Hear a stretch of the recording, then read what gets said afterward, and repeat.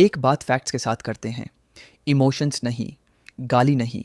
Books के हिसाब से इस्लाम के अंदर क्लियर लिखा है, रिलीजियस इमिटेशन का कॉन्सेप्ट अलाउड नहीं है। कुरान सूरह अल काफिरून 109, छे लकुम दीनुकुम वालिया दीन, तुम्हारा दीन तुम्हारे लिए, मेरा दीन मेरे लिए। मीनिंग सिंपल है, रिलीजियस बाउंड्रीज सेपरेट रहनी चाहिए। अब सुनो ध्यान से। हदीत सुनन अबू दाऊद 4031, जो किसी कौम की तशब्बुह यानी इमिटेशन करता है वो उन्हीं में से है। अब सवाल सिंपल है, अगर इस्लाम में रिलीजियस इमिटेशन डिस्करेज्ड है तो फिर ये सब क्या है? हल्दी सेरेमनी, हिंदू शादी का रिचुअल। इसके रिलीजियस रूट्स क्लियर हैं, मेहंदी या सेरेमनी, साउथ एशियन कल्चर से आई हुई प्रैक्टिस। इस्लामिक निकाह का हिस्सा नहीं, जूता चुपाए, pure Hindu custom. Islamic text में इसका कोई जिक्र नहीं। और सबसे क्लियर एग्जाम्पल वरमाला या जयमाला, दो लोग स्टेज पे एक दूसरे को फूलों की माला पहना रहे हैं।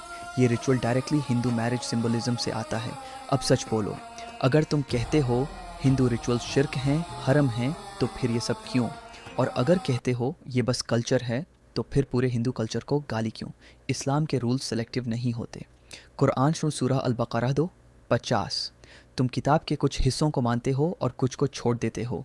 यही तो असली प्रॉब्लम है। पिक एंड चूज़ इस्लाम। बोलने के टाइम हराम, एंजॉय करने के टाइम कल्चर। पाकिस्तान हो, बांग्लादेश हो या इंडिया के कुछ लोग, ये बात उन सब पे लागू होती है जो डबल स्टैंडर्ड्स रखते हैं। इस्लाम अगर स्ट्रिक्टली फॉलो करना है तो पूरा फॉलो करो।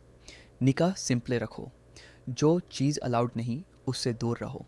और अगर हिंदू ट्रेडिशंस पसंद आती हैं तो कम से कम इतनी ईमानदारी रखो कि उन्हें नीचा ना दिखाओ। क्रिटिसाइज़ करना आसान है, कॉपी करना कन्वीनियंट है, पर दोनों साथ में करना हिपोक्रेसी है।